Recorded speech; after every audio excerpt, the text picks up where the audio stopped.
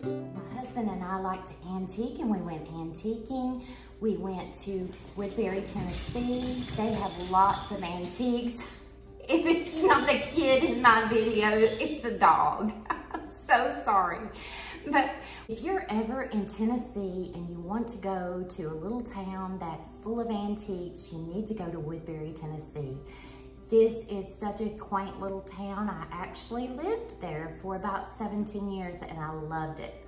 Lots of kin folks there, lots of good friends, great people.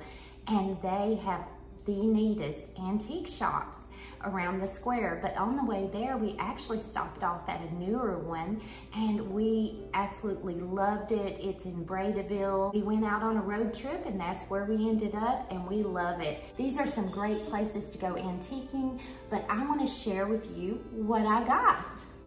I used to have some old windows and I got rid of them and wished I had not.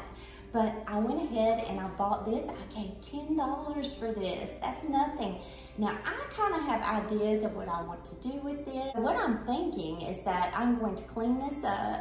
I wasn't going to because I really like rustic, but the paint is chipping off.